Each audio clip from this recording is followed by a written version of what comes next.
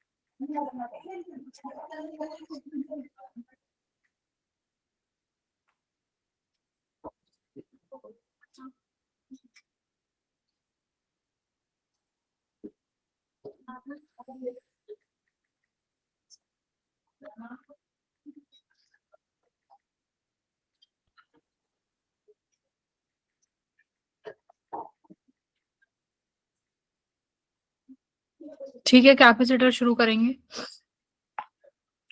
Question solve करो बैठ के। मैं वो क्वेश्चन बता दो जो आप कह रहे थे, क्लास में बताऊंगा। हाँ, मैं कल वाली क्लास के लिए बोल रही थी। कल है ना तुम लोगों की, संडे को। Okay ma'am. संध्या, क्या सिलेबस कंप्लीट किया है तुमने अब तक? हर्षित, तुम्हारा क्या चल रहा है भाई? फिजिक्स कैसी चल रही है?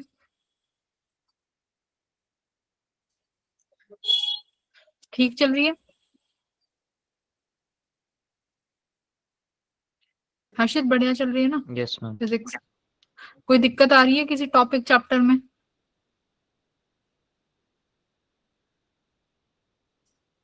बता देना अपने ग्रुप में, ठीक है? जिस भी सब्जेक्ट में या कोई भी दिक्कत हो, इवन सभी बच्चे जिसको जिस भी सब्जेक्ट में दिक्कत आ रही हो, वो अपने ग्रुप में इन्फॉर्म कर दो। और हर्षित, तुम्हें तो लिखना ही है। Yes ma'am. और दीप्ति ने ज्वाइन नहीं किया है। दीप्ति, आ गई तुम? Yes ma'am. तुमसे कुछ कल बोला था कुछ करने को तुम्हें? कुछ कहा था ना मैंने कल तुम्हें करने को? मैम वो मैम फोन में रिचार्ज नहीं है ना, तो मैम इसीलिए नहीं कर पाए। अब आज करा लिया ना तुमने रिचार्ज? यस मैम, अभी तो मैम पापा के फोन से कनेक्ट है, लेकिन कल तक करवा देंगे। अब मैंने तो तुमसे कुछ क्या काम दिया था मैंने कल तुम्हें, बताना जरा। हम्म? क्या बोला था मैम कल? मैम फिजिक्स पढ़ने को कहा था। फिजिक्स करने को कहा था? मैंने ये बोला था कि तुम्हें फिजिक्स में क्या क्या आता है, कौन कौन से चैप्टर तुमने कर लिए हैं फिजिक्स और केमिस्ट्री दोनों में, मुझे वो बताओ, है ना? तुमने वो चैप्टर्स लिख के दिए अंजलि? वो रिचार्ज नहीं था ना। अंजलि, तुमने मुझे ये भी नहीं बताया कि तुम्हें किस चैप्टर के लिए एक्स्ट्रा क्लासेस चाहिए फिजिक्स और मैथ में। हाँ, तुमने बताया मैम मुझे? आपने पूछा था तो मैंने उसमें लिखा था। फिर लिखा था तो मुझे भेजा वो तुमने? मुझे क्या पता, वो सपने आ रहे हैं कि अंजलि ने नो कॉपी पे ये मैम, लिख के रखा है? मैंने हाँ, मैसेज किया था ग्रुप पे। कहाँ है? तुमने ये लिखा है कि जो आता है, यस तुमने ये मैम। नहीं लिखा कि जो नहीं आता, जिसके लिए तुम्हें क्लासेस चाहिए, वो कहाँ है? मैम वो नहीं लिखा है। फिर क्यों नहीं था? ये भी इन चीजों के लिए भी रिमाइंडर चाहिए तुम्हें, है? यहाँ पर तुमसे ये पूछा जा रहा है क्या आता है क्या नहीं आता, नहीं आता तो एक्स्ट्रा क्लास लगेंगी, तुम बता के राजी नहीं हो। वैसे तुम्हें जेई करना है। हाँ,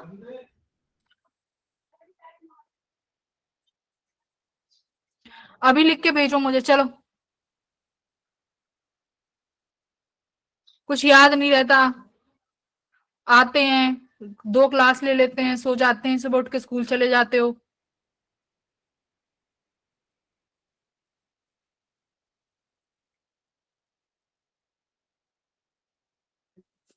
और दीप्ति, एक कुछ नहीं करके दे रही है तू, है ना? कुछ नहीं करके दे रहे हो तुम।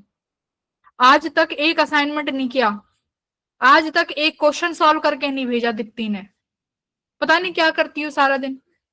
नेट कभी फोन का भी उठाती नहीं हो, नेट हमेशा ऑफ रहता है, फोन कॉल करो तो स्विच ऑफ रहता है, बस क्लास के टाइम पे जाग जाती है, क्लास के टाइम पे नींद खुलती है, फिर क्लास में आ जाते हैं। दीप्ति क्लास के बाद रुकेगी 10 मिनट, बाकी सब बच्चे, दीप्ति और अंजलि दोनों रुक जाना क्लास के बाद, बाकी लीव कर देना, ठीक है? इन दोनों क्लास के बाद देखेंगे। चलो करो ये वाला क्वेश्चन, अभी क्वेश्चन करो, अभी कुछ मत लिखना ग्रुप पे, तुमसे पहले बात करूंगी फिर देखेंगे।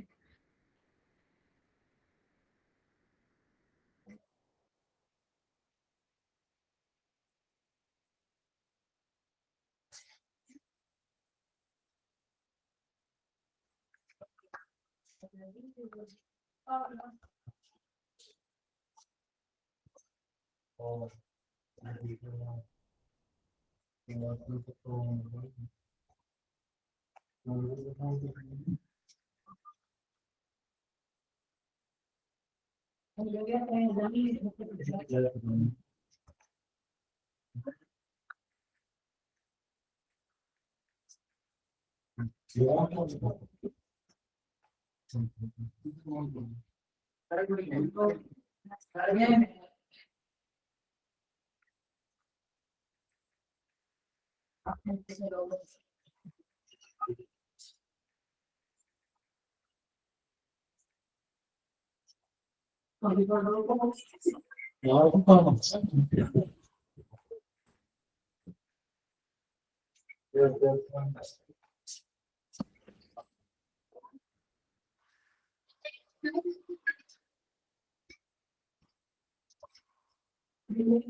आंसर आ रहा है भाई? Amandeep, ma'am option B. कैसे किया? Ma'am A epsilon not by D होता है फॉर्मूला कैपेसिटेंस का। मैम पहले के लिए लगाएंगे ए एप्सिलॉन नॉट बाय 3D, दूसरे के लिए मैम डिस्टेंस डबल हो जाएगा, 60 हो जाएगा, तीसरे के लिए 90 हो जाएगा, एंड उनको ऐड करके एलसीएम निकला। ऐड क्यों करा हम तीनों को? ऐड क्यों किया है हमने? मैम उन्होंने सारों सभी का पूछा है ना। हाँ, तो सभी का पूछा है, तो ये इक्विवेलेंट निकालते हैं ना कैपेसिटर का। तो हाँ जी मैम, इक्विवेलेंट के लिए। ये सीरीज में है कि पैरेलल में? मैम सीरीज में। सीरीज में होता है तो कैसे ऐड करते हो? डायरेक्ट ऐड करते हो सीरीज में? नो मैम, अपॉन करके। तुमने कैसे ऐड किया है? मैम मैं अभी कर रही हूँ। नहीं, तुमने तो आंसर बता दिया। मैम तो ये पहले भी मैंने किया हुआ है ना। क्योंकि मैम मैंने रटा हुआ है ये। अमनदीप, आप ऐसे ही करती हो, आप चीजों को समझती नहीं हो। तुम ट्राई करती हो नंबर ऑफ क्वेश्चंस ज्यादा करने की, बट तुम क्वेश्चन से कॉन्सेप्ट नहीं समझती। आपकी यही गड़बड़ है। आप जैसे जो डाउट भी पूछती हो ना, उससे वो क्लास में कराए हुए होते हैं, बट तुम भूल जाती हो। क्लास में वो चीज कराई होती है, बट आप भूल जाते हो। उसका रीजन पता नहीं क्या हो सकता है, बहुत रीजन हो सकते हैं।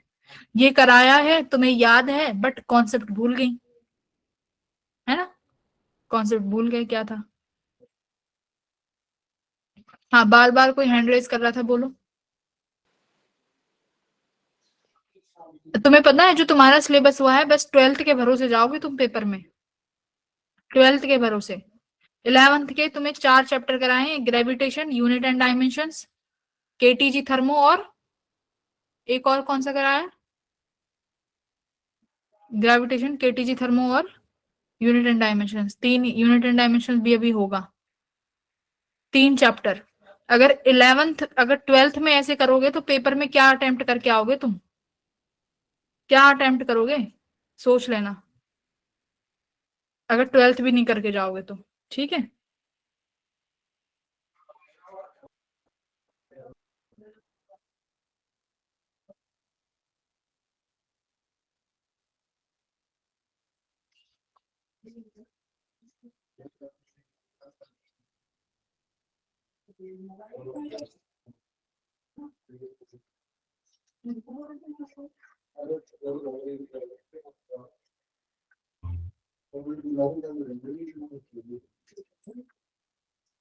हाँ, धनंजय क्या करेंगे भाई इसमें?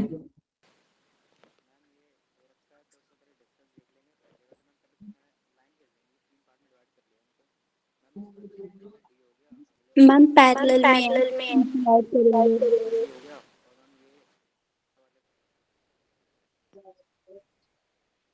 हाँ, एक मिनट रुकना बेटा जी।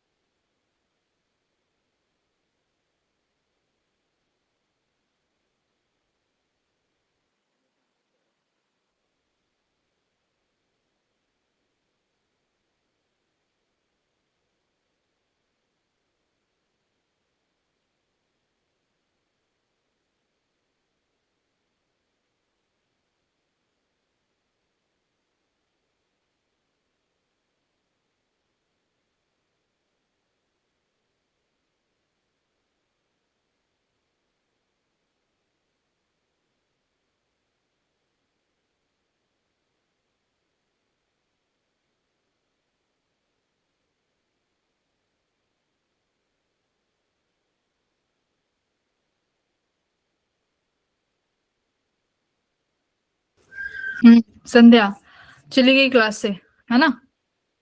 इसको भी नहीं पढ़ना, मत पढ़ो। नेक्स्ट अगले बच्चे आ जाएंगे, नेक्स्ट टर्म में हम उन्हें पढ़ा देंगे। तुम फिर अगले बैच में फिर से जो ड्रॉपर बच्चों को ऐड करते हैं ना, तुम उनमें ऐड हो जाना, ठीक है?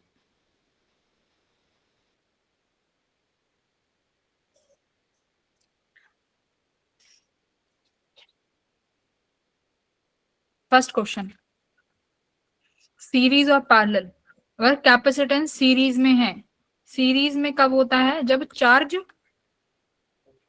सेम हो। और चार्ज सेम होता है तो सी इक्विवेलेंट कैसे निकालोगे? 1/c equals to 1/c1 plus 1/c2। Parallel में कैसे करेंगे? पैरेलल में क्या सेम होता है? वोल्टेज। वोल्टेज किसके बराबर होगा जब C equivalent? C1 plus C2। Mic mute रखो जब तक ना कुछ पूछना हो, बोलना हो। ये मेरा कैपेसिटेंस C1, ये कैपेसिटेंस C2 और ये कैपेसिटेंस C3। C1 का क्या लिखोगे? फॉर्मूला क्या होता है पैरेलल प्लेट का? A epsilon not by D। D कितना है? D है। D क्या होता है? Distance between two plates. दो पैरेलल प्लेट के बीच में दूरी कितनी है? एरिया क्या होता है? Area of the plate. In plate का एरिया कितना है?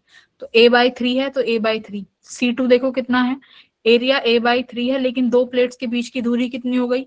दो प्लेट के बीच में दूरी 2D हो गई, तो यहाँ पर 2D लिखोगे, यानी ये हो गया A epsilon not bye 6D। C3 देखो कितना है? A एप्सिलॉन नॉट बाय 3, लेकिन इन दोनों प्लेट के बीच की दूरी कितनी हो गई? हाँ, कितनी हुई? डी डी 2D हो गई। एक सेकेंड, D 2D 3D हो गई ना, 3D। तो ये हो जाएगा A epsilon not bye 9D। अब बात आएगी सीरीज में रखें कि पैरेलल में रखें। देखो ये है तो एक प्लेट ही, ये एक प्लेट है, प्लेट A प्लेट B है, तो दोनों प्लेट सेम ही।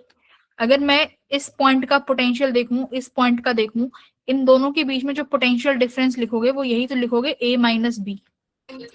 ये दो पॉइंट ले लेती हूँ, एक मिनट। हेलो,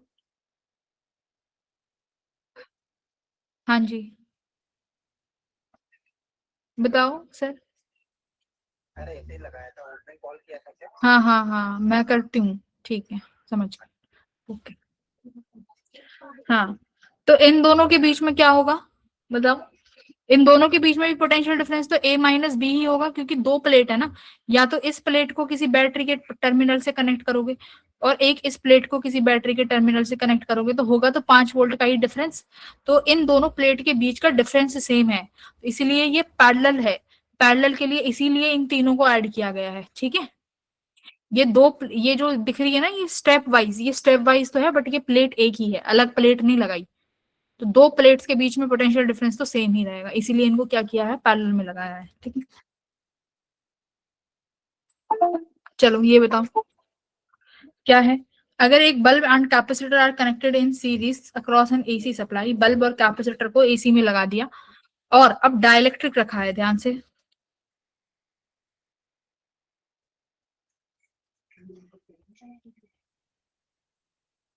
एसी में रख दिया, ठीक है?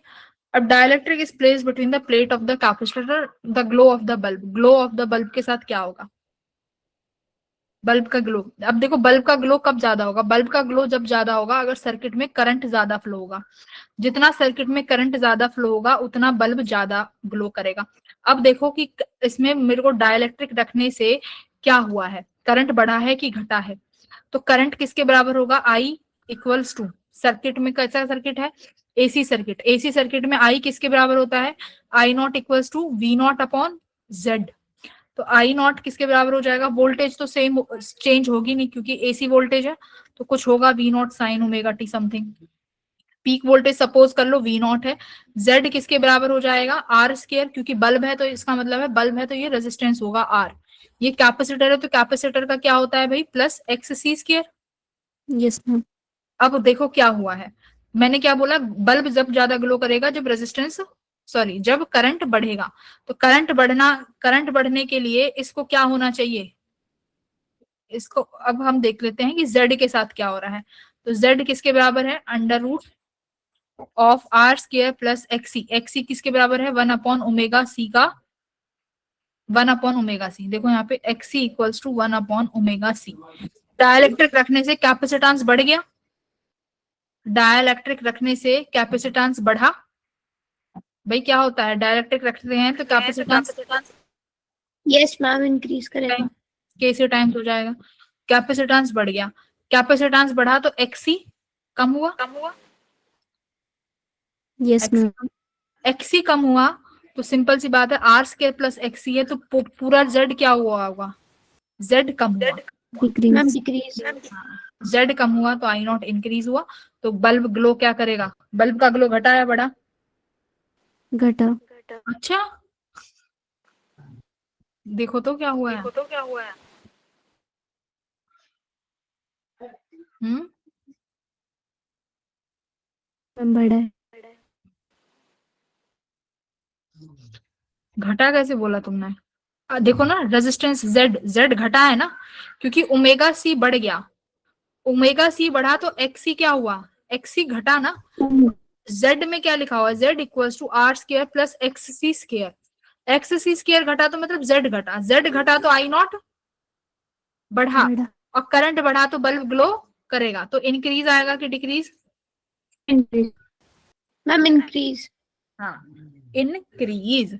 तो यहां से सीधा सीधा अगर तुम्हें लिखना हो तो यहाँ पे देखो क्या लिखोगे, एक लाइन का आंसर है कैपेसिटेंस इंक्रीज, कैपेसिटेंस इंक्रीज होने की वजह से क्या हुआ, एक्ससी डिक्रीज हुआ, इसकी वजह से क्या हुआ, इम्पीडेंस बढ़ा, इम्पीडेंस के बढ़ने की वजह से ए सॉरी वेट, एक्सी घटा, एक्सी के घटने की वजह से जेड घटा है ना, इम्पीडेंस घटा, इम्पीडेंस के घटने की वजह से करंट बढ़ गया, बस। तो यानी आंसर इज इंक्रीज। देखो कितना आसान क्वेश्चन है, बट मुझे पता है तुम यहाँ पर कंफ्यूज हो जाते एसी के चक्कर में, क्या हो गया होगा, क्या हुआ, बल्ब है आरसी सर्किट है, खत्म बात, करेक्ट। ये वाला क्वेश्चन देखो,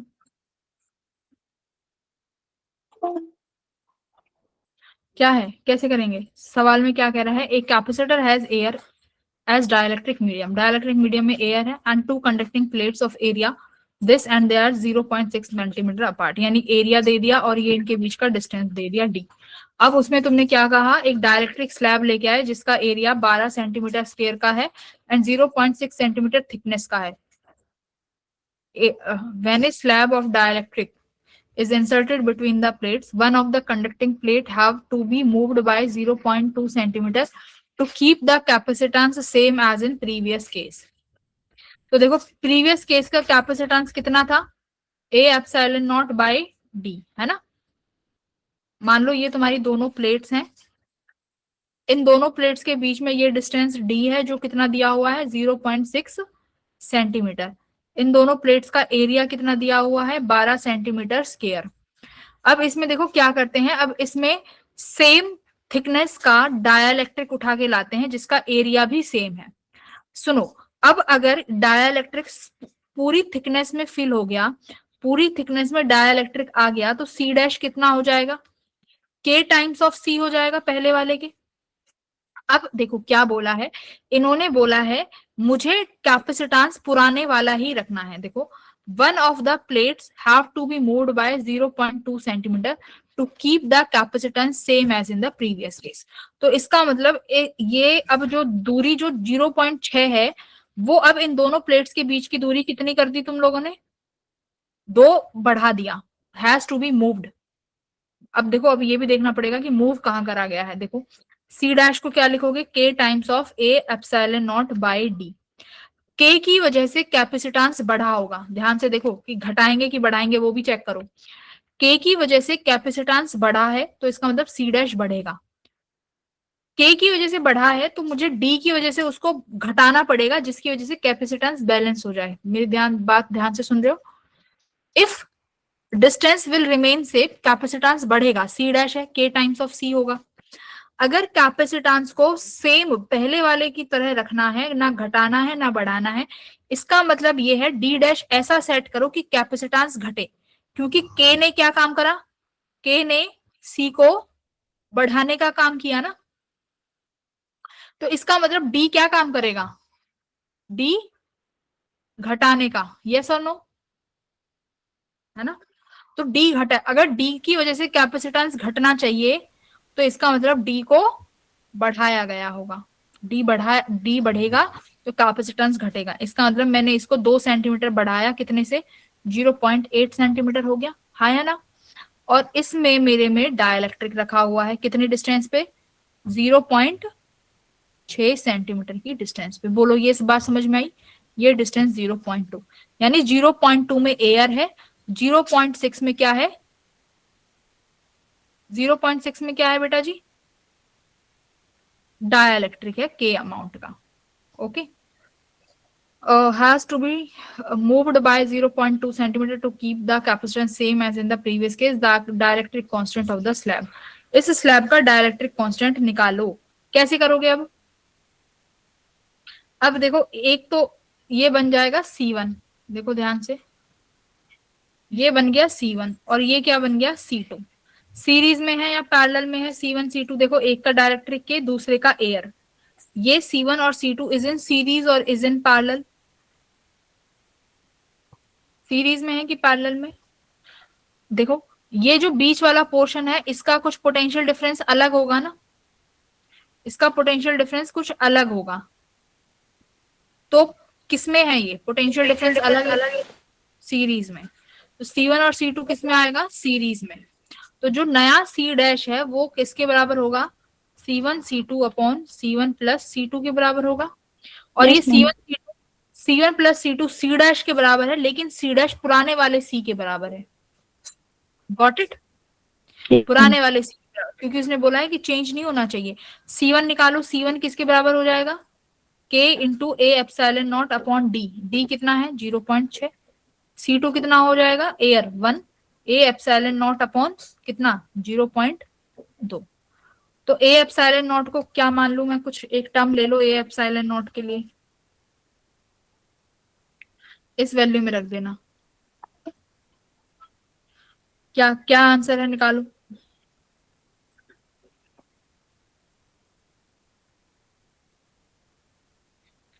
C1 C2 इसको C के बराबर रख दो, तो C के बराबर रखोगे तो C किसके बराबर है, ए epsilon not upon D, D कितना है 0 पॉइंट कितना था 6, 0.6 सेंटीमीटर। लिख लो क्या आएगा आंसर, निकालो सॉल्व करो।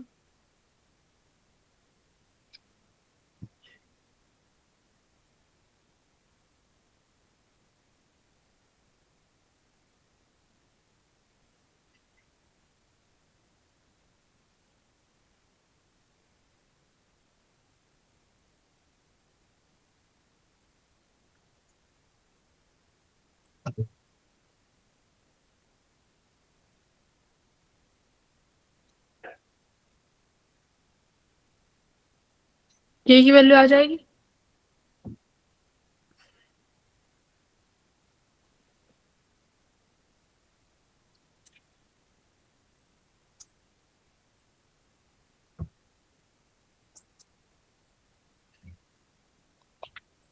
देखो क्या लिखोगे,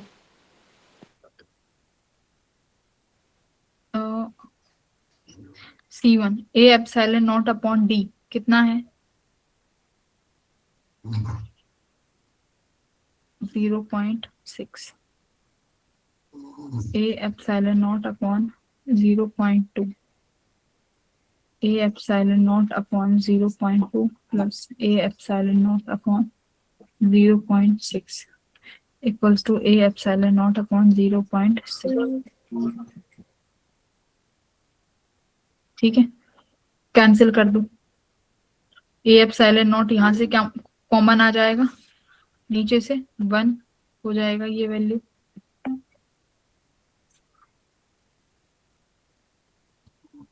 ये वाली वैल्यू 1 हो जाएगी, ए एप्सिलॉन नॉट बाहर आ गया, एक एप्सिलॉन नॉट से एक कट गया, एक एप्सिलॉन नॉट से यहाँ एप्सिलॉन नॉट लिख दिया।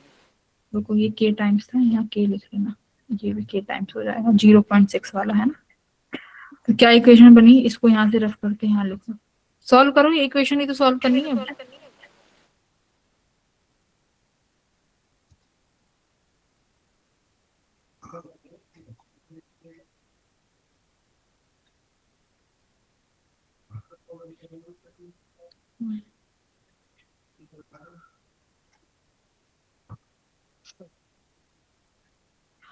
1 अपॉन कितना आया 0.6 मल्टीप्लाई 0.2 के अपॉन के अपॉन 0.6 प्लस 1 अपॉन 0.2 ये किसके बराबर आ जाएगा 1 अपॉन 0.6 के 0.6 से 0.6 कट गया।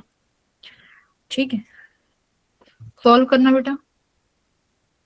के अपॉन 0.2 एलसीएम ले लो 0.6 मल्टीप्लाई 0.2 0.2 के प्लस 0.6 0.2 से 0.2 घट गया कितना आया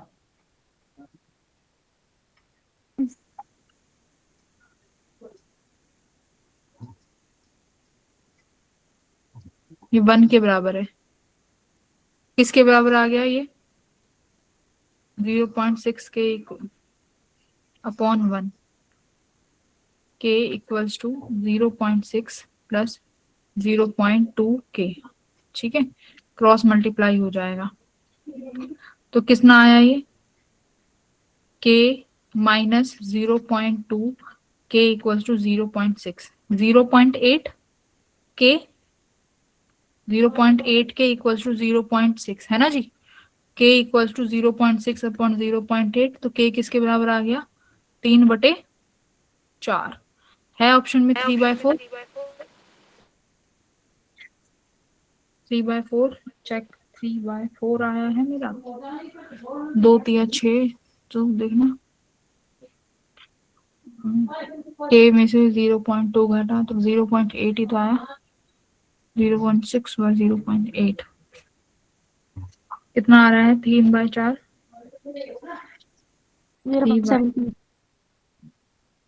0.7 ये तो ऑप्शन में भी नहीं है 0.7 तो 0.7 के नजदीक 0.66 है बट कहीं कैलकुलेशन में तैयार नहीं होगी। मेरा तो 1 आ रहा है मैम 1 आ रहा है तुम्हारा नहीं 1 कैसे आ रहा है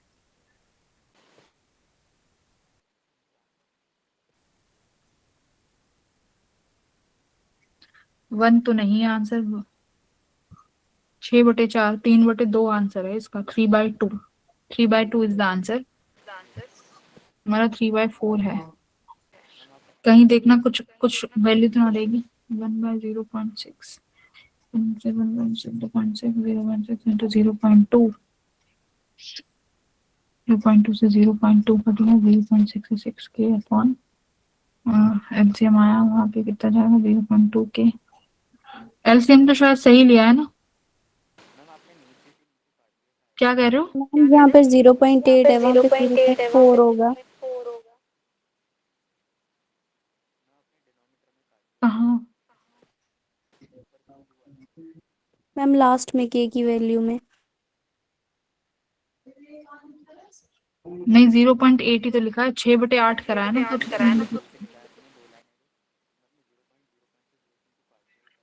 इधर कह रहे हो कि इसे के कट गया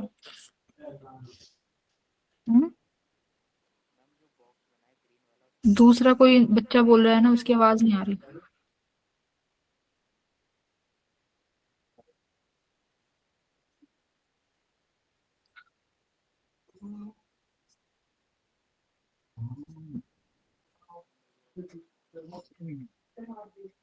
कहाँ पे कुछ हुई है गड़बड़ धनंजय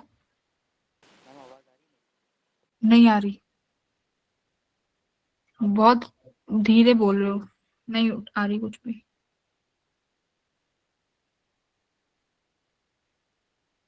कहीं पे कुछ दिख रहा है क्या 0.6 ही था पहले क्या कह रहा है धनंजय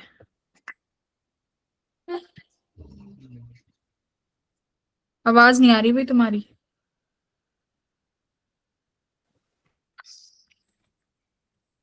चैट बॉक्स में लिखो क्या कह रहा है सेकंड ऑप्शन सबका 4 4 1 1 2 सबके 10 ऑप्शन आ रहे हैं 1.5 आ रहा है क्या यस मैम, कैसे यहाँ पे आपने एलसीएम लिया है 0.6 माइनस 0.8 प्लस 0.6 को करने के बाद मैम 0.6 डिवाइडेड बाय 0.4 को करने के बाद 1.5 आ जा रहा है।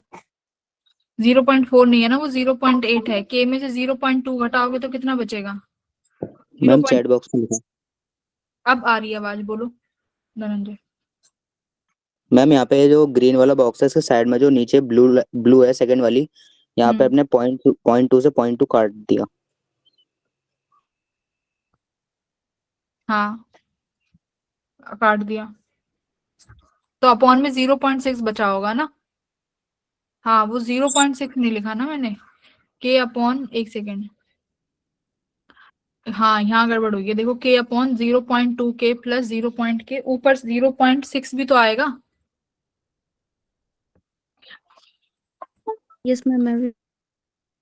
यहाँ ये 0.6 बचेगा ना यहाँ पे, ये वाला 1 सेकेंड, ये वाला है जो 0.6 है ना, ये तो बच गया ना अभी भी।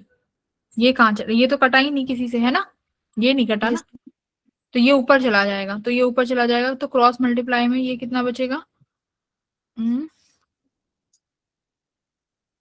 के, ये बचेगा 0.6 K equals to 0.6 plus 0.2 K, तो 0.6 में से 0.2 घटाएंगे तो कितना बचेगा? 0.4 है ना, 6 में से 2 गए तो 4 बचेगा ना, तो 4 आ गया यहाँ पे, 3/2 आ गया। करेक्ट ऑप्शन नंबर कौन सा? डी। फोर्थ ऑप्शन सही आ गया ना। ठीक है, इसका नेट पे देखोगे तो एक तरीके से आंसर और दिया हुआ है आसान करने के लिए। क्या? वैसे आसान तो ये भी है, बस सी इक्विवेलेंट तो निकालना था, उसको पहले वाले के बराबर करना था, है ना। अगर ऐसा नहीं करना चाहते हो तो देखो कैसे कर सकते हो। एक और तरीका इसका क्या है, एक और तरीका इसका ये बनेगा कि मेरे पास ये दो कैपेसिटर हैं जिनके बीच में 0.8 सेंटीमीटर की डिस्टेंस है। इसमें से 0.6 के बीच में क्या है? डाइलेक्ट्रिक के। तो ये फॉर्मूला एक होता है ना, C equals to A epsilon not D minus T plus T by K, है ना बेटा। तो Yes. तो ये नया C डैश होगा, इसको पुराने वाले A epsilon not by D कितना है? 0.6, उसके बराबर भी रखा जा सकता है। तो फिजिक्स में देखो, मैं तभी कहती हूँ अगर कॉन्सेप्ट आते हैं ना तो दिक्कत नहीं होती। अब हमने दूसरे तरीके से भी करा तो आंसर तो सही आ गया ना, और इससे भी करोगे तो आंसर ठीक ही आएगा। Got it? तो वो सवाल समझ में आ गया सबको? कैलकुलेशन थोड़ी सी देख लेना। ये वाला देखो, ये वाला हो जाएगा, सीरीज पैरेलल का ही क्वेश्चन है। K की वैल्यू 3 या की वैल्यू, इसकी वैल्यू 2। सीरीज में है या पैरेलल में है, पहले इतना बताओ। सीरीज में होंगे कि पैरेलल में होंगे बेटा? ये मैम देखो, पहले मैम ये देखो, ये प्लेट A है, ये प्लेट B है, और देखो बीच में ये दरार डाल दी, कैपेसिटर 1 कैपेसिटर 2। अब प्लेट तो यही यूज होंगी ना, एक इस C1 निकालने के लिए ये प्लेट यूज करी, और C2 निकालने के लिए ये वाली दो प्लेट्स यूज होंगी। इन दोनों का कैपेसिटेंस तो, दोनों का वोल्टेज तो सेम ही होगा। इसका वोल्टेज भी A है, इसका भी B है, इसका भी A है, इसका भी B है, दोनों का पोटेंशियल डिफरेंस तो सेम ही है ना। और तो C इक्विवेलेंट कैसे निकालेंगे?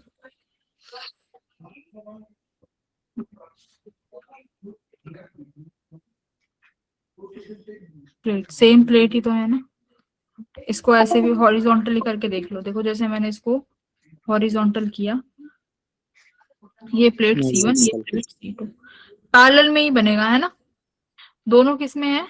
पैरेलल में ही है, क्योंकि दोनों प्लेट्स का जो क्रॉस सेक्शन है वो क्या है? सेम है ना, दोनों सेम ही प्लेट से जुड़े हुए हैं, तो potential difference will be same. तो दोनों किस में है? सही बोला, किस में होंगे? पैरेलल में होंगे जी।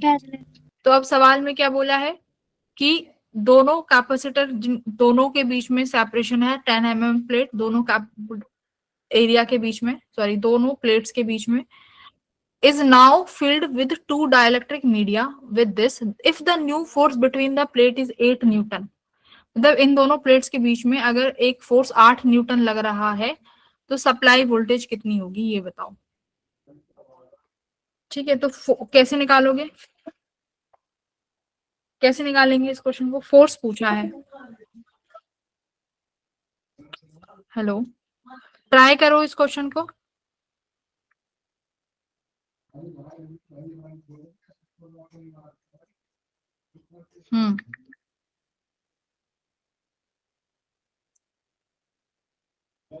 कृतिका कैसे अटेम्प्ट करोगी इस क्वेश्चन को?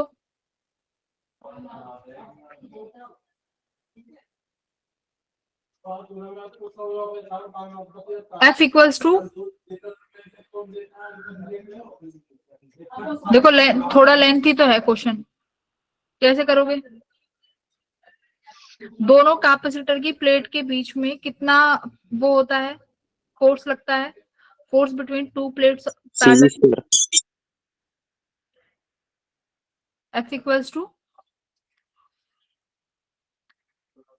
Q square upon 2A epsilon not, है ना? ये होगा फोर्स। Yes ma'am. हाँ, तो C इक्विवेलेंट सीरीज से C इक्विवेलेंट पैरेलल में है तो कैसे निकालोगे? C1 प्लस C2 करके, C1 प्लस C2 करके। चार्ज कैसे निकालोगे,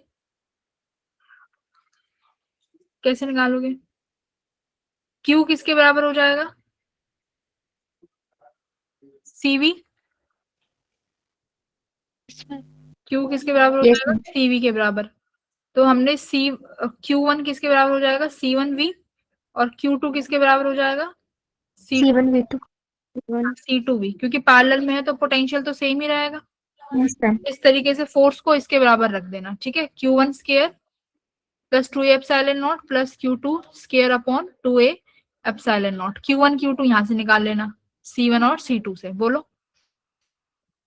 पोटेंशियल डिफरेंस मान लो हमारे पास कितना है, V है, तो आ जाएगा V square equals to force. Force भी दे रखा है 8 न्यूटन, तो F की जगह क्या लिख देना? 8 न्यूटन लिख देना। करके देखो एक बार, ट्राई करो, आसान है,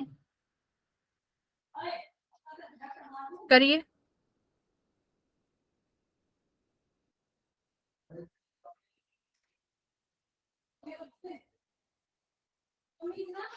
CV स्क्वायर, हो जाएगा।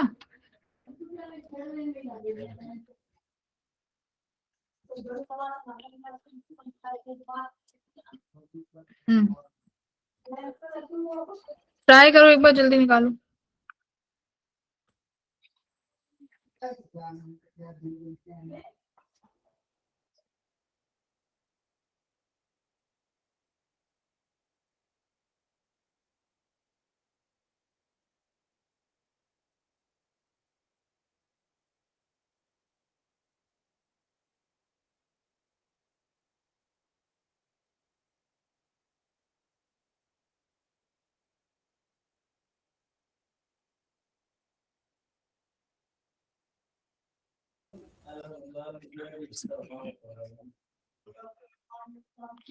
जल्दी बोलो कितना आंसर आएगा। कर लोगे इस क्वेश्चन को? आसान हो गया अब तो, कि कराऊं एक बार? बोलो आंसर कितना है? आंसर है इसका 0.93 या फिर 93 हो जाएगा। पावर -4 में है ना, तो 93 हो जाएगा। 80 आ 80 आ रहा है क्या? नहीं, 93 आएगा। देखो, सबसे पहले हम मेरा C1 निकालोगे कैसे? C1 का फॉर्मूला क्या लगाओगे? Epsilon not upon D. C1 का K1, K की वैल्यू ले लो, कितना ले लें? K2 है। एरिया कितना हो जाएगा इसमें? प्लेट का एरिया तो सेम ही रहेगा, A एप्सिलॉन नॉट, लेकिन डिस्टेंस D कितना हो गया? सॉरी, D सेम रहेगा। D तो ये वाला वैल्यू है ना, D सेम रहेगा, लेकिन एरिया कितना हो गया? देखो, प्लेट का आधा हो गया ना, लेंथ आधी होगी, लेंथ आधी तो एरिया भी आधा हो गया, तो 2 से 2 कट गया, तो C1 मेरा A epsilon not by D आ गया। C2 कितना आ जाएगा? जल्दी बोलो। 3/2 into epsilon not by D। A epsilon not by D की वैल्यू कितनी है? निकाल लेना, 10 आएगी, ठीक है, 10 माइक्रोफेराड। तो C/2 की कितनी आ जाएगी, 3/2 मल्टीप्लाई 10, तो 15 माइक्रोफेराड, ठीक है। तो ये C1 और C2 आ गया, हाँ या ना, C1 C2 आ यस गया। मैम। चार्ज किसके बराबर आ जाएगा, Q1, Q1 क्या लिखोगे, C1 इंटू V, तो C1 10 है, वोल्टेज V मान लो, Q2 कितना हो जाएगा 15, वोल्टेज V मान लो, हो गया, Q1 और Q2 आ गए। ये फोर्स की वैल्यू जो Q1 square upon 2A epsilon not रखी है, इसको 8 न्यूटन के बराबर कर देना, बस ये करना है। इसको सॉल्व करोगे तो 93 बनेगा, ठीक है।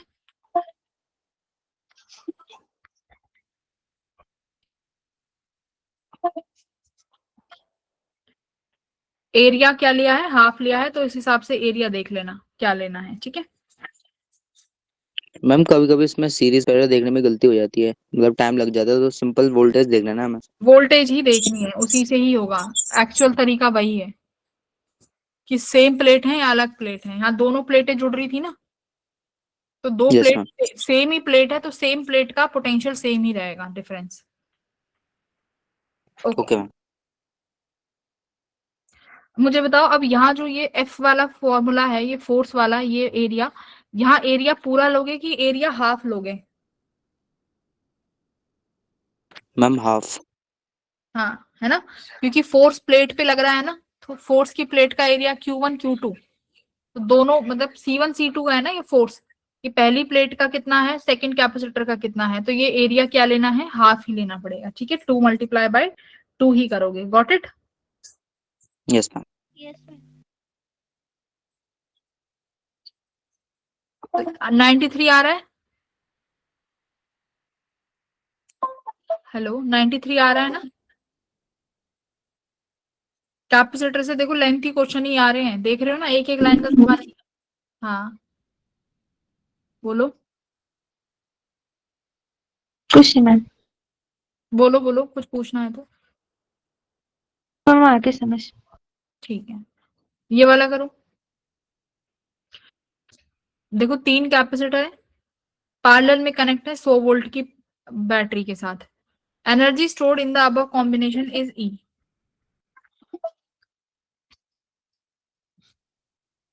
इस तरीके से 3 कैपेसिटर्स जुड़े हुए होंगे पर्टिकुलर एक पोटेंशियल के साथ।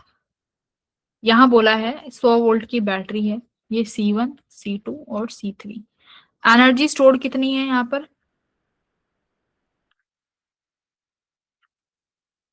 E। और ये एनर्जी स्टोर्ड क्या होता है, half CV square, yes ma'am. Yes ma'am. Half C क्या हो जाएगा, C इक्विवेलेंट V, तो सबके लिए सेम क्योंकि पैरेलल है, तो V स्क्वायर, तो ये वैल्यू है, ठीक है। अब कह रहा है when these capacitor are connected in series to the same supply the energy stored is 9/x। तो C इक्विवेलेंट कितना हो गया, 25 30 और मैम 45 ऐड करके 100। Yes ma'am. E के टर्म्स में रहने दो, हमें क्या करना है, E के टर्म्स में रहने दो। सीरीज में क्या हो जाएगा, इन सीरीज, डायरेक्टेड। सीरीज में अब ये फॉर्मूला लगा सकते हो, हाफ CV स्क्वायर। पहले तो ये बताओ कौन बच्चा half C equivalent V square लगाएगा, और C इक्विवेलेंट लिखोगे तुम यहाँ पर 1/C equals to 1/C1 plus 1/C2 plus 1/C3। ऐसे ही करने वाले थे ना, और ऐसे ही करते और सवाल हो जाता गलत, क्योंकि सीरीज में ये भी तो देखो, सीरीज में हर किसी के पास पोटेंशियल, सीरीज में हर किसी के पास पोटेंशियल, डिफरेंट है। हाँ, तो सीरीज के लिए एनर्जी स्टोर का फॉर्मूला क्या लगाते हैं, Q square by 2C। Charge सब पे सेम, C इक्विवेलेंट लिख लेना, चार्ज सब पे सेम, तो चार्ज कैसे निकालोगे, Q equals to C equivalent into yes voltage. Ma'am. तो C इक्विवेलेंट कितना आएगा, निकाल लो इसका, 1/25 प्लस 1/30 प्लस 1/45 का, एक बार बताओ। मैम समझ नहीं आया मैम, ये तो पैरेलल में है ना। अरे आगे बोला है ना, when these capacitors are connected in series, series वालों के लिए कह रही हूँ, पैरेलल का तो ये हाफ C इक्विवेलेंट सही है, सीरीज यस मैम। पैरेलल के लिए तो ठीक है, आगे जब सीरीज में लगाएंगे उसका पूछ रही हूँ।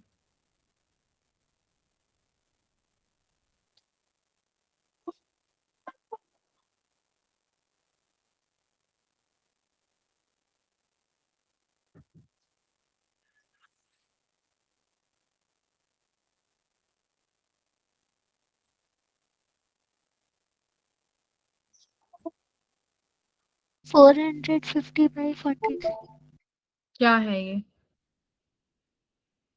मैम सीख की वैल्यू 25, 30 और 45 का एलसीएम कितना आ रहा है ये बताओ। 450 यस मैम। 25 के टेबल पे ये कितने पे जाएगा? 25 इंटू सी इक्विवेलेंट ही बता दो कितना आ रहा है निकाल के।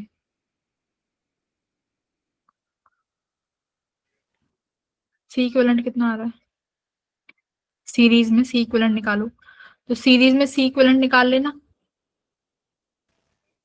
मैम 450/43। Very good. 450/43। तो यहाँ से चार्ज कितना आ जाएगा? सी इक्विवेलेंट लिखोगे 50/43 मल्टीप्लाई वोल्टेज कितनी है? 100।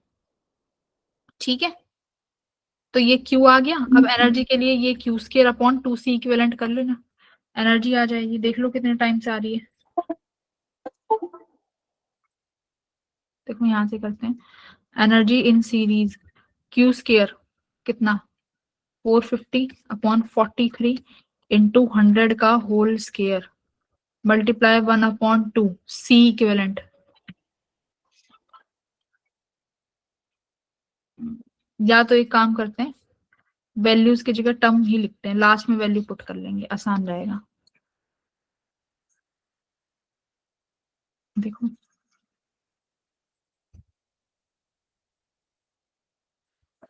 ES Q² किसके बराबर है? सी इक्विवेलेंट का स्क्वायर V² हो गया upon 2 into C equivalent. C equivalent से एक सी इक्विवेलेंट कट गया तो क्या आया? C equivalent V²/2। ठीक है, सी इक्विवेलेंट है 450/43 मल्टीप्लाई V² 100 मल्टीप्लाई 100/2। ये तो कुछ ज्यादा ही बड़ा नहीं आ गया?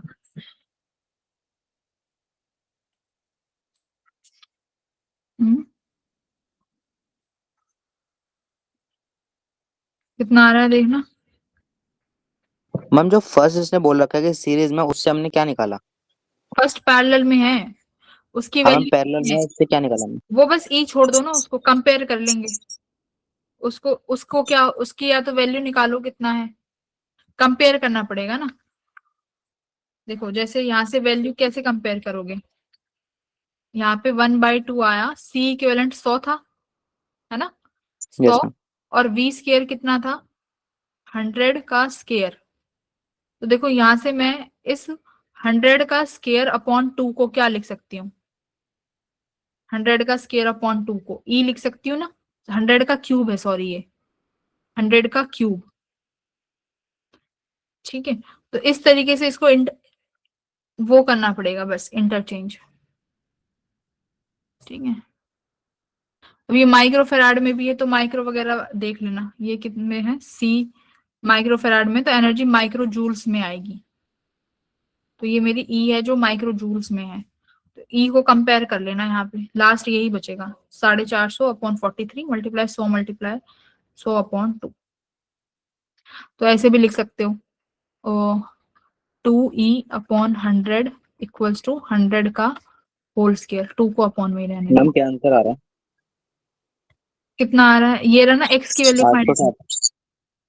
एक्स की वैल्यू आ रही है 86। 86। मैम जीरो भी आ रहा है, देख लेता हूँ एक बार। 860 आ रहा आ है गया। तुम्हें? 860 आ रहा है क्या? यस 80 मैम, नहीं नहीं, कहीं 80 जीरो का होगा। 86 आएगा, 86।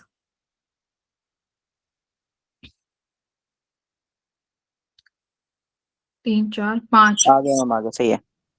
86। 86 ही आ रहा है। क्या, कहाँ पे गड़बड़ करी थी? मैम कुछ नहीं, थाउजेंड्स का हो गया था वो, 100 था ना। ठीक है, तो क्या लिख दोगे? देखो यहाँ से अगर मैं देखती हूँ,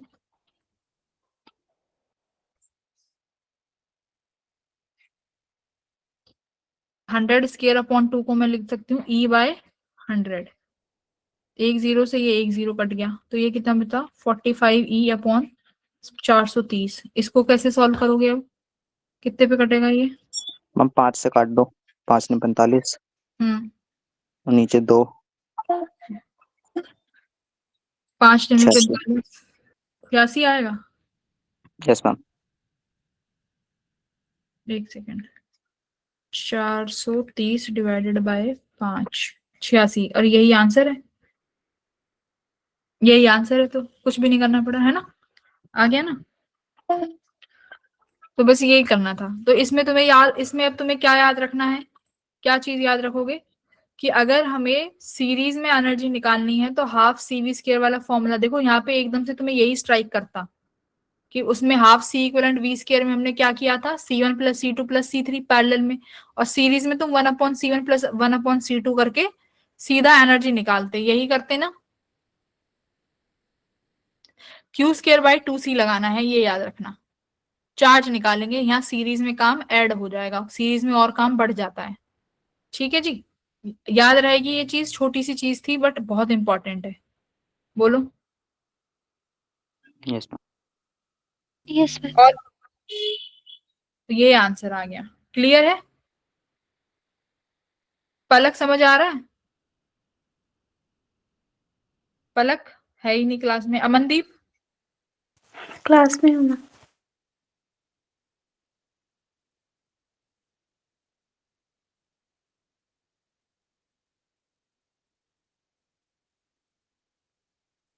ये कैसे करोगे, electric field between two parallel plates of capacitor of 1.5 microfarad drops to 1/3 of this.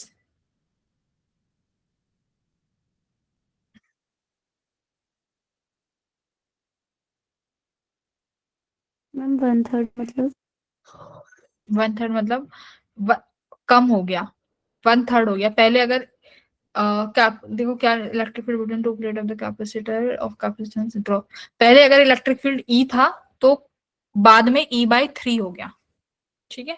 कितने सेकंड में, सिर्फ 6.6 माइक्रो सेकेंड्स में। अगर हमने प्लेट को वायर से कनेक्ट कर दिया, दोनों प्लेट्स को, तो उस वायर का रेजिस्टेंस क्या होगा, ये सवाल है। सोचो कैसे करेंगे। पहले दो, देखो इसमें दोनों पहले प्लेट थी, उस प्लेट्स के बीच में कुछ पोटेंशियल डिफरेंस रहा होगा।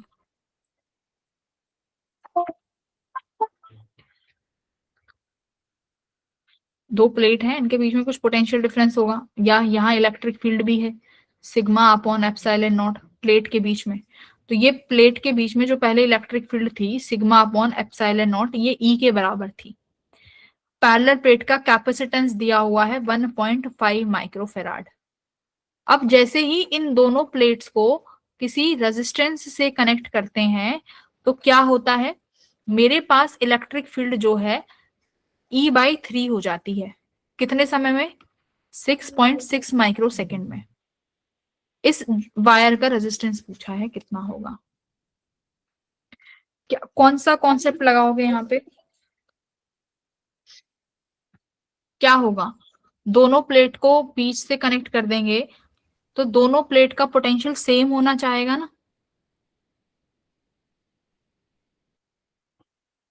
Yes ma'am. हाँ, तो करने की कोशिश करो।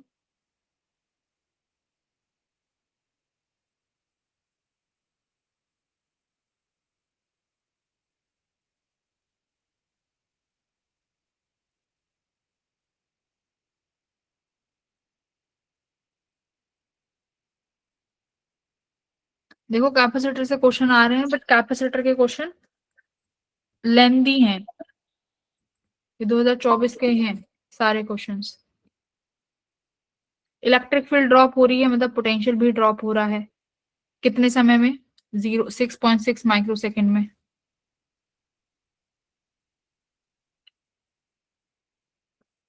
तो जैसे मान लो मेरे पास RC सर्किट में अगर चार्ज ड्रॉप होता है, क्या फॉर्मूला होता है ड्रॉप का, Q इक्वल्स टू किसके बराबर होगा, ड्रॉप का formula Q dash equals to Q0 E की पावर माइनस T/टाउ, यही होता है चार्ज का। बोलो, Q equals to Q0 minus T/टाउ, ये कब होता है, जब डिके हो रहा होता है, ठीक है। डिके में। अगर चार्ज बढ़ेगा ग्रोथ में क्या फॉर्मूला होता है, क्यू डैश इक्वल्स टू, एक सेकेंड,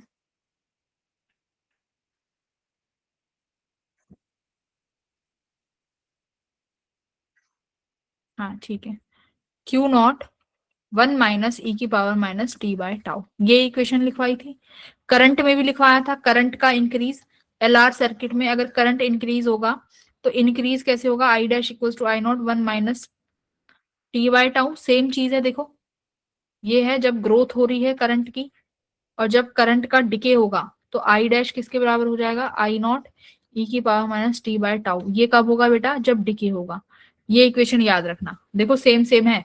ग्रोथ के केस में वन माइनस हो जाता है, डिके में वन वाली टर्म नहीं आती। तो यहाँ पर क्या हो रहा है, देखो 1/3 कम हुआ है, यानी डिके हो रहा है।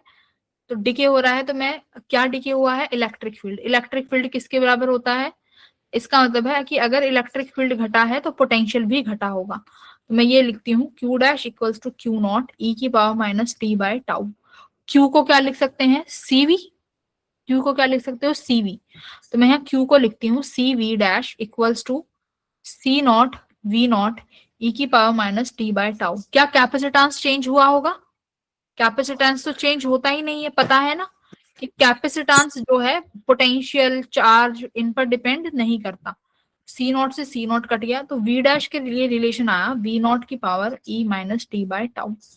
अब ये है पोटेंशियल, पोटेंशियल कितना हो गया भाई, बोलो वी डैश कितना हो गया। अगर इलेक्ट्रिक फील्ड 1/3 हुई है, पोटेंशियल भी घटेगा, क्योंकि फॉर्मूला ही क्या होता है इलेक्ट्रिक फील्ड का, v अपॉन डी। अब d क्या है, डिस्टेंस बिटवीन टू प्लेट्स। क्या डिस्टेंस बिटवीन टू प्लेट्स घटी है, नहीं घटी। तो सिंपल सी बात है, अगर इलेक्ट्रिक फील्ड घटी है तो सिर्फ इलेक्ट्रिक फील्ड किसकी वजह से घटी है, पोटेंशियल की वजह से। तो यहाँ पर v डैश कितना हो गया, v dash, electric field E/3 हुई है तो v डैश भी मैक्सिमम का V0/3 हुआ है। v naught as it is E की power minus T upon tau, v naught से v नॉट कट गया 1/3 equals to E minus T कितना है, देखो 6.6, 6.6 लिखो upon tau. Log both side, log both side, तो log 1/3 इक्वल्स टू, ये हट जाएगा एक्सपोनेंशियल, कितना बचेगा बस यहाँ पे, कुछ गलत किया क्या मैंने, एक काम करते हैं, देखो मुझे हटाना पड़ेगा ना, अगर मैं मुझे log 3 दे रखा है, log 1/3 की वैल्यू मेरे पास नहीं है ना, तो क्या करें फिर, log 1/3 नहीं है तो log 3 है, रिवर्स कर दूं मैम इसको, log 1 माइनस log 3, अरे उल्टा कर दो ना सीधा, log कुछ भी 3, log 3 किसके बराबर आ जाएगा, एक्सपोनेंशियल की पावर प्लस 6.6 अपॉन टाउ, यही तो होगा ज्यादा से ज्यादा। अब log, ठीक है सॉरी 1/, ये ओनली 3 होगा ना, log हटाओ। अब log बोथ साइड ले लो, अब log बोथ साइड लोगे तो log 3, यहाँ पे कहाँ लिखूं इसको,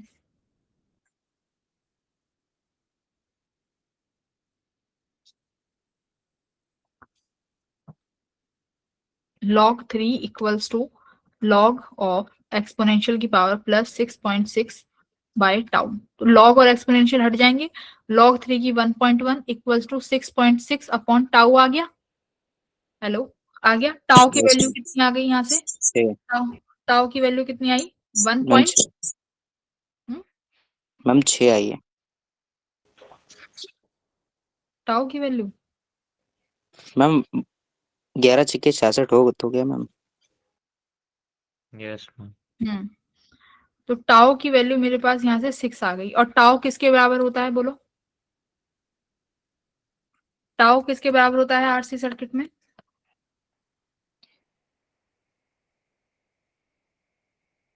टाउ किसके बराबर होगा आरसी सर्किट में, E by R C.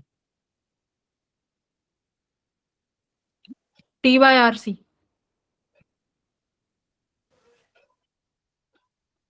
L R में किसके बराबर होता है,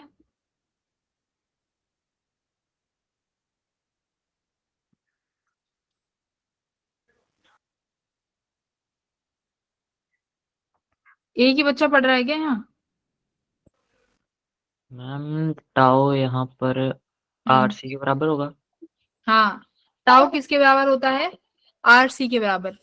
तो टाउ बराबर हो जाएगा आर सी के, ठीक है। और मेरे को रेजिस्टेंस बोला है, टाउ मैंने निकाल लिया, तुमने कहा है कि 6 आएगा, 6 है। कैपेसिटेंस की वैल्यू ऑलरेडी दी हुई है कितनी, 1.5, तो 6/1.5 कर देना, आ गया आंसर। तो देखो जब भी कैपेसिटर जहां लगा हो और वहां ऐसा सवाल आए कि 1/3 से घट गई या 1/3 से बढ़ गई, तो घटने के केस में सीधा क्यू नॉट ई, अगर जैसे इलेक्ट्रिक फील्ड घटेगी तो भी ये वाला लगाओगे, ई डैश इक्वल्स टू ई। देखो यहाँ बढ़ा देती हूँ, ये इंपॉर्टेंट है और सवाल आ रहे हैं। सुनो सारे बच्चे यहाँ कान खोल के, अगर कैपेसिटर की बात आती है और ग्रोथ और डिके हो रहा है, तो क्या क्या ग्रोथ हो सकती है कैपेसिटर में? एक तो चार्ज की, पोटेंशियल, इलेक्ट्रिक फील्ड, ये 3 चीजों का ही आ सकता है। अगर ग्रोथ पूछी जाए तो क्या करोगे भाई, क्यू का ग्रोथ क्या था, Q dash equals to Q not 1 minus E की power minus T by tau. Tau कितना है यहाँ पे, आर सी के बराबर। किसके बराबर है बेटा, R C, RC।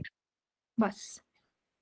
Potential, tau का मतलब क्या है, टाउ क्या है, टाइम कांस्टेंट। क्या है टाउ, टाइम कांस्टेंट।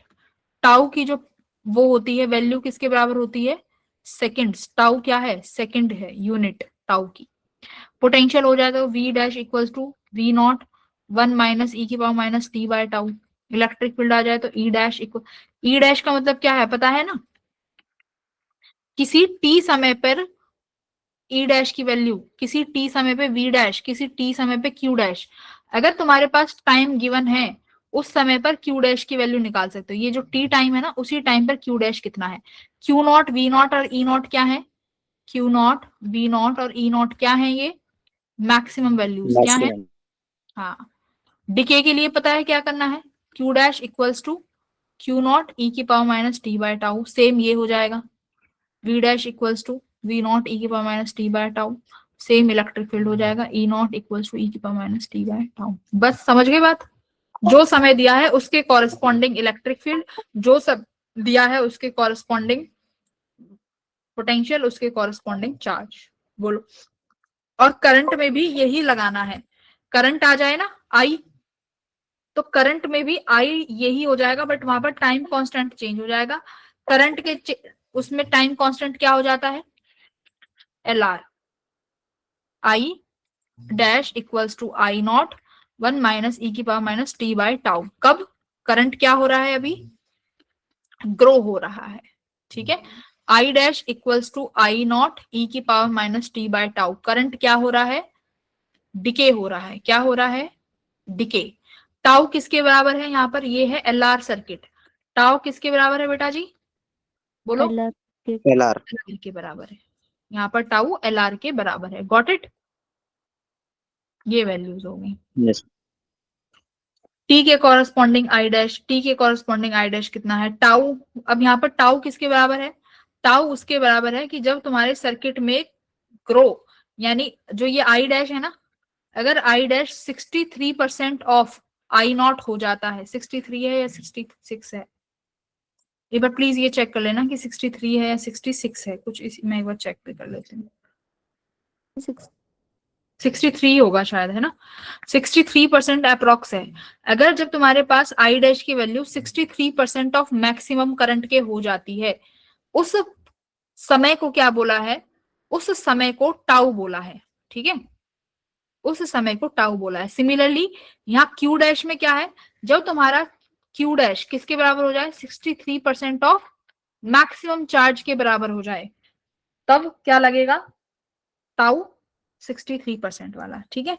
तो अगर सवाल आता है कि व्हाट इज टाउ, टाउ क्या है फिर बेटा, जब करंट की वैल्यू मैक्सिमम करंट के 63% पहुंच जाए, तो उस समय को क्या बोला जाता है, उस समय को टाउ बोला जाता है। और अगर डायरेक्ट पूछा जाए कि बताओ कितने समय पर सर्किट में 63% ऑफ मैक्सिमम करंट पहुंच जाएगा, तो सिंपल टाउ निकालना है, यानी एल आर या आर सी।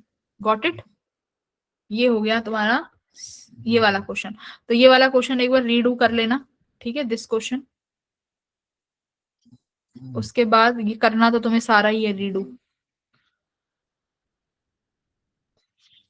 ये तो तुम कर ही लोगे।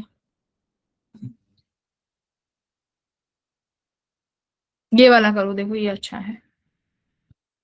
क्या कह रहा है, दो कैपेसिटर है जिसका कैपेसिटेंस सी है। एक को, इसको मैं कल भी कराऊंगी इस चैप्टर को, ठीक है, कैपेसिटेंस को एक दिन और चलाएंगे। One of them is charge to potential V and other to potential 2V। Negative ends को साथ में जोड़ा गया है और पॉजिटिव एंड्स को साथ में जोड़ा गया है। पोटेंशियल एनर्जी का डिक्रीज कितना हुआ है सिस्टम में, वो बताइए। कैसे निकालेंगे, पूरा कॉन्सेप्ट कराया हुआ है ये वाला। हाँ,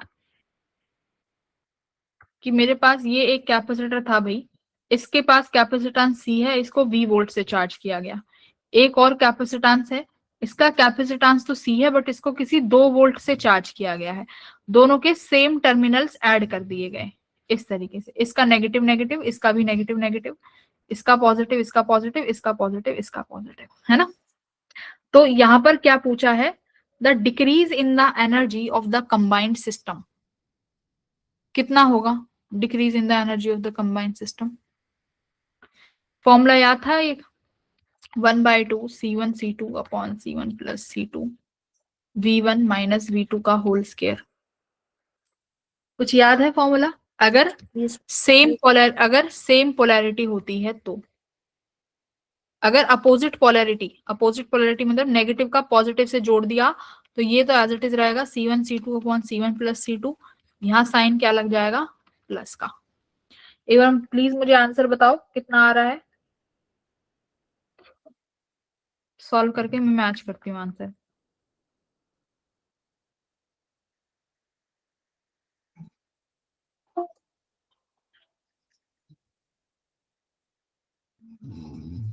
हीट लॉस का भी यही फॉर्मूला होता है, क्योंकि यही हीट लॉस, जो ये डिक्रीज इन द एनर्जी है ना, यही चेंज इन एनर्जी किस में पहुंच जाती है, हीट लॉस में, है ना। यही तो हीट लॉस है। तो हीट लॉस पूछा जाए तो भी यही फॉर्मूला, चेंज इन एनर्जी पूछा जाए तो भी यही फॉर्मूला लगाएंगे। आंसर बता दो जल्दी से।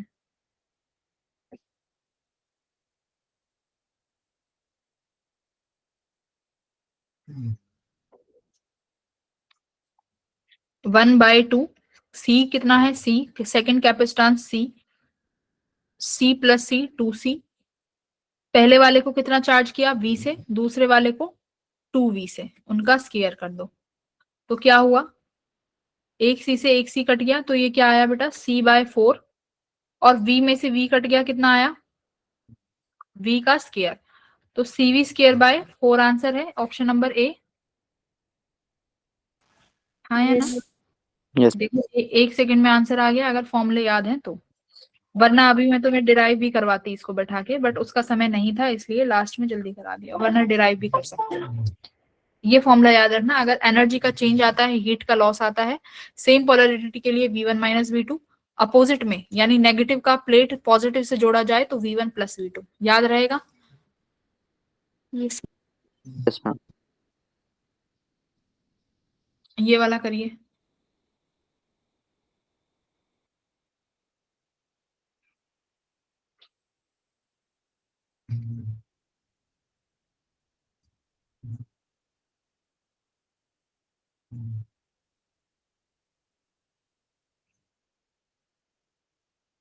कितना चार्ज स्टोर कर रखा है इस कैपेसिटर ने, 10 वोल्ट की बैटरी से जोड़ा हुआ है, इजीली निकाल लेंगे charge stored, Q equals to CV। Steady state में बताया था कि जब भी ऐसे सवाल आए चार्ज स्टोर्ड वाले, कैपेसिटर को स्टडी स्टेट में मान लो, जिस जिस ब्रांच में कैपेसिटर होगा वहां से करंट नहीं जाएगा, तो ये सर्किट कुछ ऐसा बन जाएगा।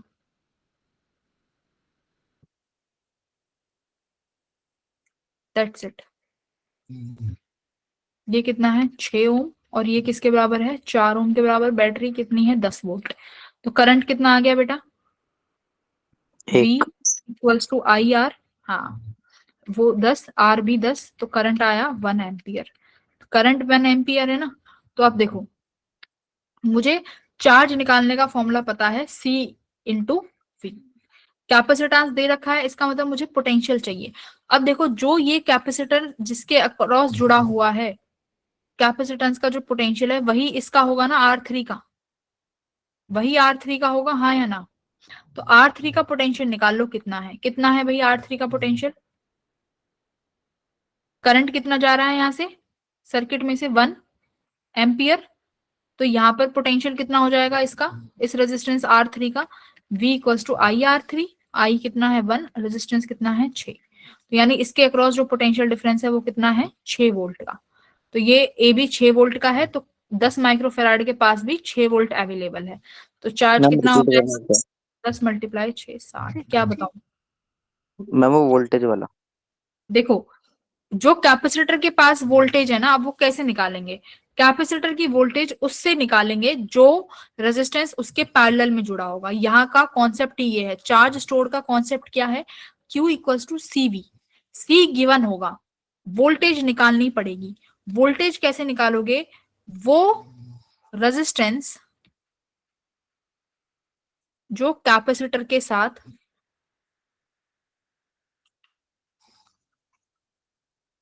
पैरेलल में है, ठीक है। अब कौन है इस 10 के साथ पैरेलल में, बताओ? ए भी R3 पैरेलल में है ना, हाँ, R3 पैरेलल में है।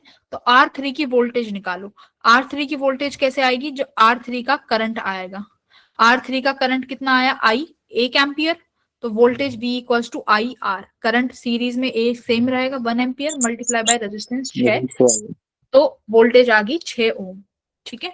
तो वही वोल्टेज C के पास आएगी, तो क्या आ जाएगा चार्ज, CV। CV मतलब 10 माइक्रो कूलाम चार्ज, ठीक है। ओके।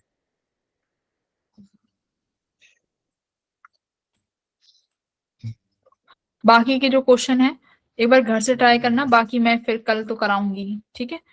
जो नहीं होते वो घर से ट्राई करना, कल मैं फिर 2023 के करा दूंगी क्लास में। इस मेरी तरफ से फिर कैपेसिटर कंप्लीट हो जाएगा। डन।